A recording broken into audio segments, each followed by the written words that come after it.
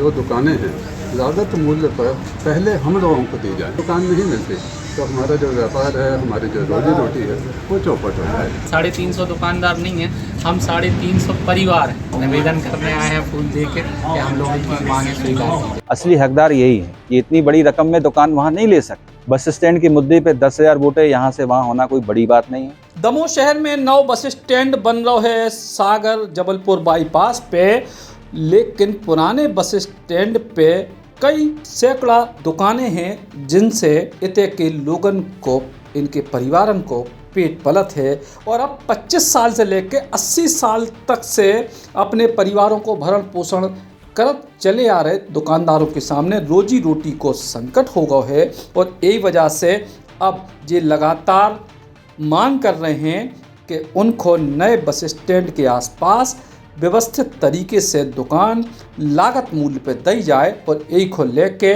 वे अपनी मांग अलग अलग जगह पे कर रहे हैं। उनको कहबो है कि नए बस स्टैंड पे एक दुकान की कीमत 25 लाख से 40 लाख रुपया तक होने की उम्मीद है और ऐसे में जे गरीब लोग या जे आम लोग कैसे इन दुकानों को खरीद पे हैं, तो इनको कम दामों पर दुकान दी जावे और यही वजह से इन सब दुकानदारों ने कलेक्टर के नाम ज्ञापन दे के गांधीवादी तरीके से गुलाब के फूल के संगे ज्ञापन को भेंट करके अपनी मांग को रखी है। तो जो बस स्टैंड है करीबन 50-60 वर्ष से उसकी पूरी दुकानें वहाँ से हटा के और सागर रोड की तरफ ले जाने का प्रावधान हुआ।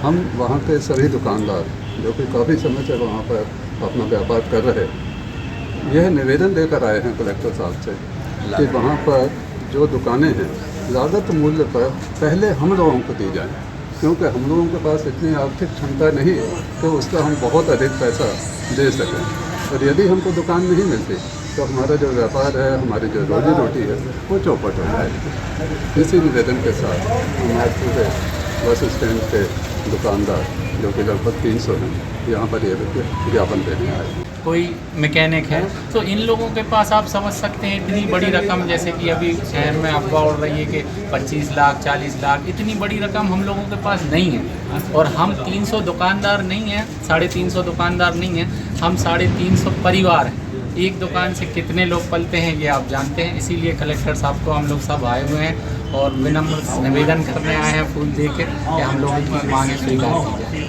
ये गुलाब का फूल एक संकेत है कि हम सब व्यापारी लोग हैं और हम लोग अहिंसा के पुजारी हैं और सहसम्मान हम लोग दोबारा जैसे पिछले मंगलवार को भी मैंने ज्ञापन दिया था और आज सभी व्यापारी लोग आए हैं जिनकी 3-3 पीढ़ियों से वहाँ व्यवसाय कर रहे हैं। उनका अभी 1 सप्ताह होने के बाद भी कोई निर्णय नहीं हुआ। कब सर्वे होगा, कब सूची तैयार होगी, इसके लिए कौन जवाबदार है, ये सारी बातों, ये सारे प्रश्नों को लेकर ये सब दुकानदार अपने भविष्य की चिंता करते हुए यहाँ माननीय कलेक्टर महोदय के यहाँ समकक्ष उपस्थित हुए हैं और क्योंकि उनका गत दिन उनका जन्मदिन भी था, उस चीज़ की भी शुभकामनाएं गुलाब देकर उनने सभी ने की है और शीघ्र ही हम लोग का सर्वे कराया जाए और कौन पात्र है कौन अपात्र है, क्योंकि दुकानें ये इनको सब नगरपालिका ही ने दी हैं, कोई ऐसा कुछ नहीं है, सब नगरपालिका ने दी है, नगरपालिका को टैक्स भरते हैं, इसलिए प्रथम दृष्टि इनकी सूचीबद्ध तरीके से इनको ही दुकानें मिलना चाहिए, वो भी लागत मूल्य पे, क्योंकि असली हकदार यही है। ये इतनी बड़ी रकम में दुकान वहाँ नहीं ले सकते। मैंने जैसे आपसे कहा कि हम लोग सब अहिंसावादी है, सांकेतिक हम लोग कुछ ना कुछ कार्यक्रम करते रहेंगे, हर मंगलवार को आपको यहीं मिलेंगे और जब हम लोगों की बात नहीं सुनी जाएगी तो कोई बड़ी बात नहीं है। ये चुनावी वर्ष है और सन 2018 के चुनाव में भी बस स्टैंड की वोट एक निर्णायक वोट रही थी। बस स्टैंड के मुद्दे पे 10,000 वोटें यहाँ से वहाँ होना कोई बड़ी बात नहीं है और ये सब लोग जानते हैं और सामने ही 6 माह बाद चुनाव है। 2 महीने बाद आप ये मान लीजिए कि आचार संहिता लग जाएगी तो फिर सबको बस स्टैंड की याद आएगी।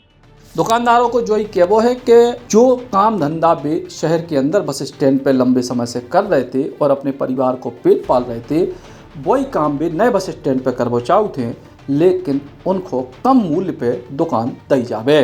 दमोह से अभिषेक जैन, बुंदेली, बौछार किलाने। Shri Krishna university Chhatarpur, the hi-tech university in central India. Bundelkhand के लिए गौरव की बात है कि अब छतरपुर में हम आपको देंगे विश्व स्तरीय एजुकेशन सिस्टम और वर्ल्ड क्लास इंफ्रास्ट्रक्चर। कोरोना जैसी महामारी के दौर में अब महानगरों की भीड़ भाड़ अत्यधिक खर्च से बचे तथा अपने घर एवं अपने शहर में रहकर ही विश्व स्तरीय रोजगार उन्मुखी शिक्षा को प्राप्त करें और महानगरों में होने वाली परेशानी से बचे, क्योंकि कोरोना ने हमें सिखा दिया है कि हम महानगरों में सुरक्षित हैं या अपने शहर और घर में। इसीलिए श्री कृष्णा विश्वविद्यालय आपको देगा राष्ट्रीय शिक्षा नीति 2020 के अनुसार तैयार पाठ्यक्रम और कोर्स में प्रवेश के अवसर।